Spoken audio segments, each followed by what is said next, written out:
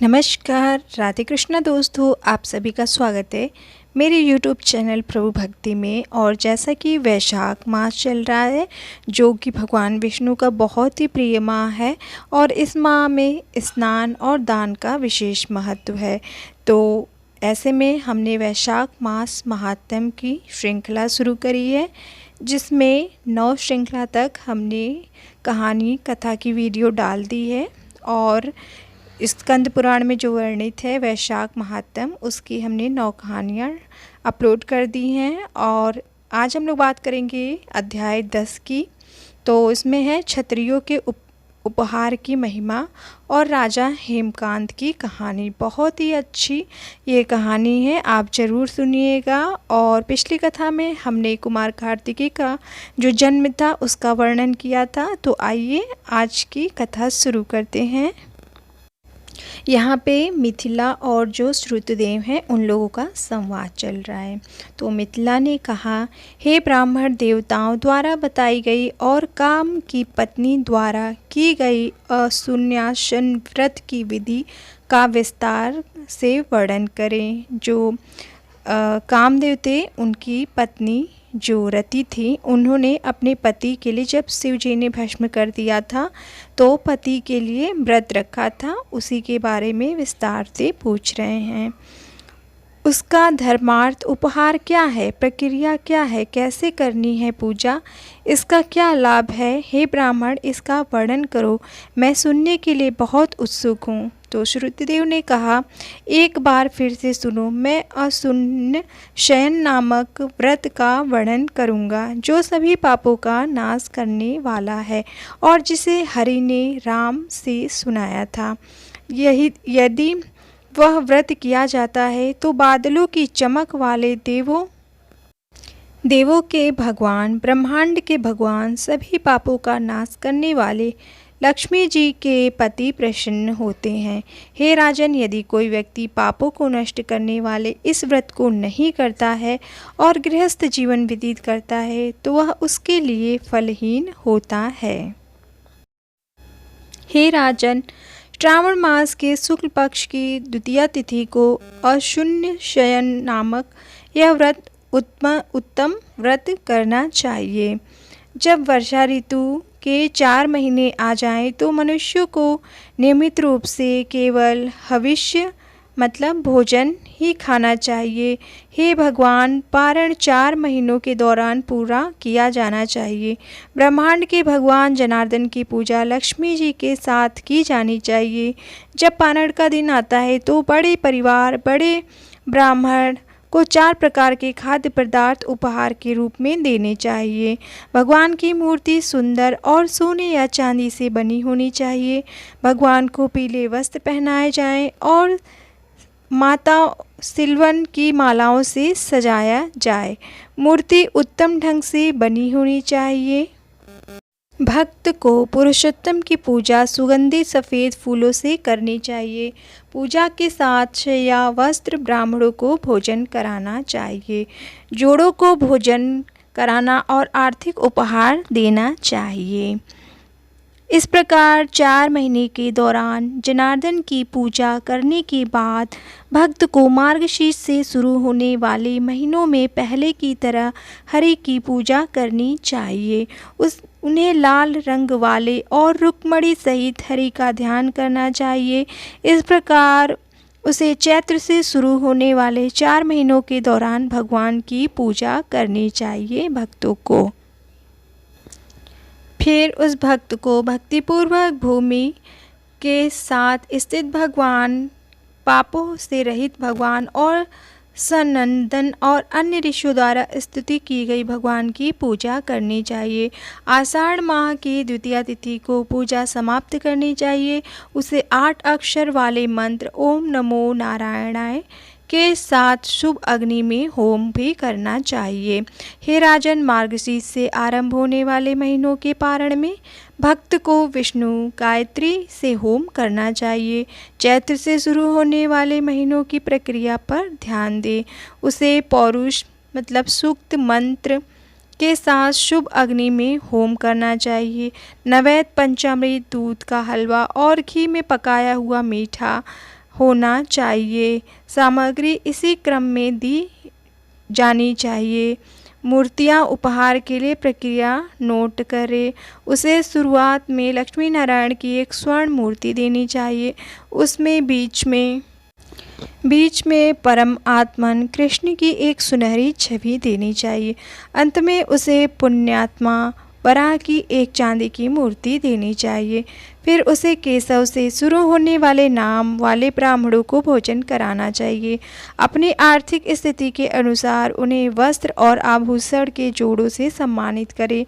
उनकी पूजा करनी चाहिए और उन्हें घी में पकाई हुई मीठी टिक्कियाँ भेंट करनी चाहिए।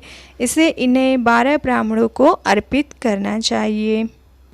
फिर उस भक्त पर पहले से बनी हुई छवि उपदेशक देनी चाहिए। पहले की योजना के अनुसार बिस्तर पूर्ण और सभी आभूषणों से सुसज्जित होना चाहिए। उस पर महान देवता लक्ष्मी नारायण की विधिवत पूजा की जानी चाहिए।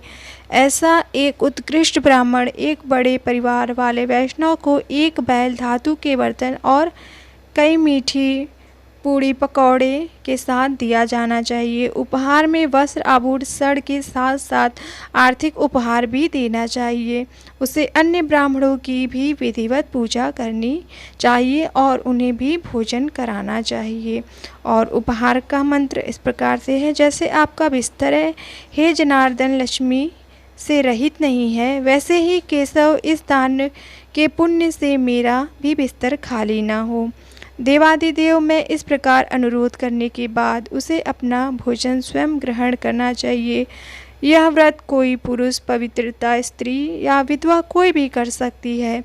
यह उत्तम व्रत अशून्य आसन, बिना खाली बिस्तर यानी जीवन साथी की जीवन भर की साझेदारी के लिए किया जाना चाहिए। इस प्रकार हे श्रेष्ठ राजा, यह व्रत आपको विस्तार पूर्वक सुनाया है मैंने। इस प्रकार विभिन्न प्रकार की संतानें होंगी। विस्तार पूर्वक जब सुनाया है तो जब जगन्नाथ प्रसन्न होंगे तो विभिन्न प्रकार की संतानें होंगी। जब देवराज प्रसन्न होते हैं तो देवों के लिए भी दुर्गम किए जा सकते हैं। अतः मनुष्य को हर प्रकार से यह व्रत करना चाहिए। विष्णु के महान क्षेत्र में जाने की इच्छा रखने वाले व्यक्ति को इसे अवश्य करना चाहिए। इस प्रकार मेरे द्वारा सब कुछ वर्णित किया गया है। आप और क्या सुनना चाहते हैं? उनके ऐसा करने पर राजा ने ऋषि से एक बार फिर अनुरोध किया, वैशाख महीने में छाते के दान की महिमा का विस्तार से वर्णन करें। वैशाख मास के लिए बताए गए पवित्र अनुष्ठानों को सुनकर मेरी तृप्ति नहीं होती है। वे शुभदा के लिए अनुकूल नहीं हैं। उनके ये यश प्रदान करने वाले और पुण्य बढ़ाने वाले वचन सुनकर परम यशस्वी श्रुतदेव ने राजा को बड़े भाग्य से उत्तर दिया। श्रुतदेव ने कहा राजा से, जो मनुष्य सूर्य की तपिश से तपते हुए सज्जन पुरुषों को धूप से बचाते हैं उनका पुण्य अनंत है। इस संदर्भ में वैशाख के पवित्र संस्कारों से संबंधित प्राचीन पारंपरिक कथा का हवाला देते हैं। यह वह घटना है जो पहले कृतयुग में घटी थी। पूर्व काल में बंग देश में हेमकांत नाम के प्रसिद्ध एक बुद्धिमान राजा रहते थे। वह कुशकेतु का पुत्र था। वह अस्त्र शस्त्र धारण करने वालों में सबसे श्रेष्ठ था। एक बार वह शिकार में बहुत रुचि रखता था, इसलिए वह एक बार घने जंगल में चला गया। वहाँ उसने सुअर आदि नाना प्रकार के पशुओं को मार डाला। दोपहर के समय वह बिल्कुल थक गया। वह ऋषि मुनि के आश्रम में गए। उस समय शतार्षि नामक अच्छे पवित्र संस्कार वाले ऋषि ध्यान में लगे हुए थे। बाहर क्या हो रहा है इसकी उन्हें बिल्कुल भी जानकारी नहीं थी। उन ब्राह्मणों ने निश्चल देखकर राजा क्रोधित हो गया और उन्हें मारने पर उतारू हो गया। उस समय 10,000 शिष्यों ने राजा को रोक लिया। हे दुष्ट मन वाले, हमारी बातें सुन, हमारे गुरु ध्यान में लगे हुए हैं। बाहर क्या होता है उन्हें कुछ भी नहीं पता चलता, इसलिए आपको क्रोधित होना शोभा नहीं देता है, ऐसा उनके शिष्यों ने कहा। तब क्रोध से उत्तेजित होकर उन्होंने शिष्यों से ये शब्द कहे राजा ने, हे ब्राह्मणों, मैं अपनी यात्रा में थक गया हूँ, मेरे साथ आतिथ्य सत्कार करो। राजा के ऐसा कहने पर शिष्यों ने राजा से कहा, हे राजन, हमें हमारे गुरुओं ने निर्देशित नहीं किया है। इसके अलावा हमें भिक्षा में मिलता है वही हम खाते हैं। हम अपने गुरुओं पर निर्भर हैं। हम आपका मनोरंजन करने में कैसे सक्षम हैं? इस प्रकार शिष्यों द्वारा मना करने पर राजा ने उन्हें मारने के लिए अपना धनुष उठा लिया। इन्हें मैंने विभिन्न तरीकों से जानवरों, लुटेरों आदि से होने वाले खतरों से बचाया है। अब वे जिन्हें मेरे द्वारा मौद्रिक उपहार दिए गए थे, वे मुझे सिखाने की कोशिश करते हैं। यह कृतघ्न और अत्यधिक घमंडी होते हैं। ये जैसे जानलेवा हमलावर हैं। यदि मैं उन्हें मार भी दूं तो भी कोई हानि नहीं है, उन्होंने ब्राह्मणों पर कहा। इस प्रकार क्रोधित होकर उसने अपने धनुष से बाण छोड़ना प्रारंभ कर दिया। जब वे भागे तो उसने उनका पीछा किया। ब्राह्मण भागने लगे जो शिष्य थे और राजा उनका पीछा करने लगे। इस प्रकार उसने 300 शिष्यों को मार डाला 300 शिष्यों को मार डाला।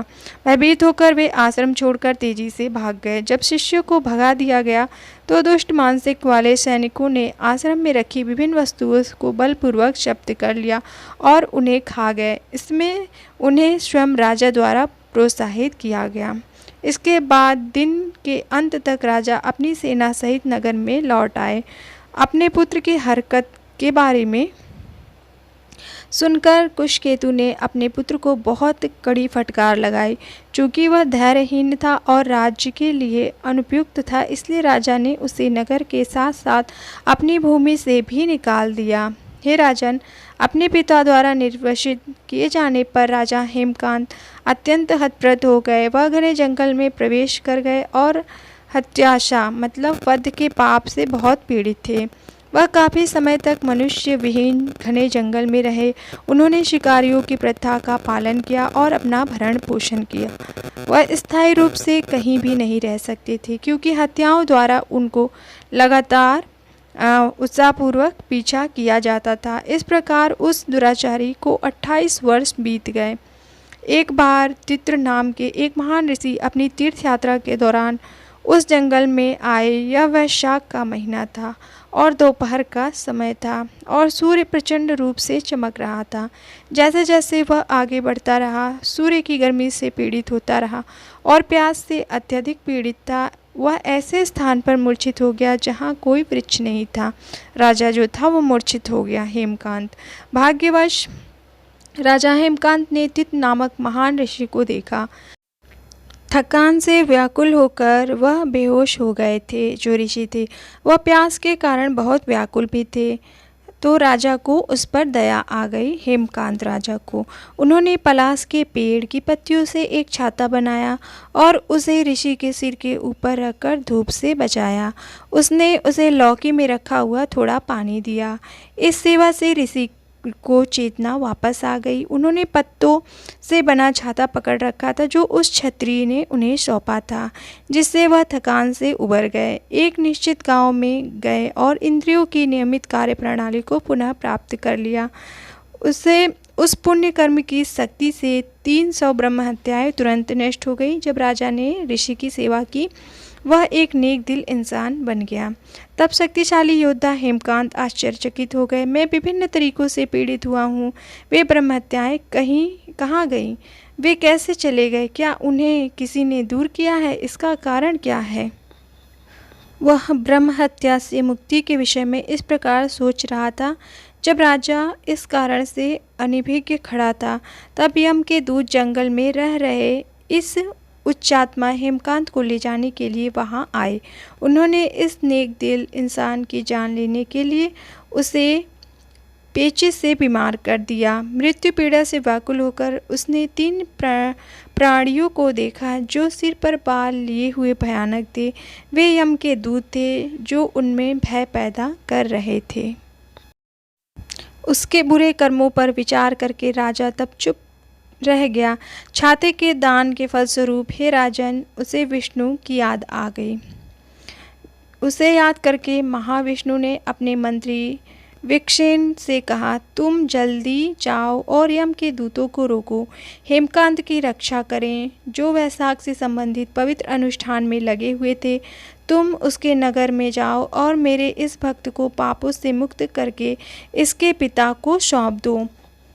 मेरे द्वारा कहे गए इन शब्दों के माध्यम से कुशकेतु को प्रबुद्ध करें। चाहे कोई सभी धर्मों से रहित हो या ब्रह्मचर्य आदि से रहित हो, यदि वह वैशाख में धर्म में संलग्न है तो वह निसंदेह मेरा पसंदीदा ही होगा, ऐसा विष्णु भगवान ने बोला। यद्यपि आपके पुत्र ने घोर अपराध किए थे, फिर भी वह ऋषि को बचाने में लगा हुआ था। चूँकि उसने वैशाख महीने में छाती का दान किया है, इसलिए वह अपने पापों से मुक्त हो गया। इसके बारे में कोई संदेह नहीं है। उस पुण्य कर्म की शक्ति से वह शांत और आत्मनियंत्रित और चिरायु दीर्घकालिक बन गया है। वह वीरता, उदारता आदि गुणों से संपन्न है तथा अच्छे गुणों में आपके ही समकक्ष है। इसलिए इस शक्तिशाली राजकुमार को राज्य के प्रशासन में स्थापित करें। हे श्रेष्ठ राजा, आज्ञा करो कि उसे विष्णु ने इस प्रकार निर्देशित किया है, हेमकांत को उसके पिता के पास छोड़ दो और मेरे पास वापस आ जाओ। भगवान द्वारा इस प्रकार आदेश दिए जाने पर महाबली विक्षसेन ने हेमकांत के पास गए और यम के दूतों को रोका। उसे अपने शुभ हाथ से राजा के अंग को छुआ। भगवान के भक्त के संपर्क की शक्ति से वह एक पल में सभी बीमारियों से मुक्त हो गया। विक्षसेन ने उनके साथ उनके नगर को चले गए। उसे देखकर महाबली कुशकेतु आश्चर्यचकित हो गए। उसने श्रद्धापूर्वक अपना सिर झुकाया और जमीन पर लेट गया। वह परमेश्वर के सेवक को अपने निवास में ले गया। उन्होंने नाना प्रकार की प्रार्थनाओं से उनकी स्तुति की। उसने उसकी बड़ी समृद्धि से उसकी प्रशंसा की। उसके प्रसन्न होकर महाबली विक्षसेन ने उसे वह सब कुछ बताया जो पहले विष्णु ने हेमकांत के संबंध में उससे कहा था। यह सुनकर कुशकेतु ने अपने पुत्र को राज्य में स्थापित कर दिया। विक्षसेन की अनुमति से वह अपनी पत्नी सहित वन में प्रविष्ट हुआ। हेमकांत से आदरपूर्वक विदा लेने के बाद विक्षसेन ने श्वेतद्वीप चले गए। बुद्धिमान और नेक दिल वाले विक्षसेन विष्णु के पक्ष में लौट आए। इसके बाद राजा हेमकांत ने वैशाख से संबंधित सभी पवित्र अनुष्ठान किए, जिससे विष्णु का कल्याण हुआ और वे प्रसन्न हुए। वह हर वर्ष उन पवित्र संस्कारों को करता था। वह ब्राह्मणों का पसंदीदा संरक्षक था और सदाचार के मार्ग का सख्ती से पालन करता था। वह शांत था। उसने समस्त इंद्रियों और मन को अपने वश में कर लिया। वह सभी प्राणियों पर दयालु थे। वे सभी यज्ञों में दीक्षित थे।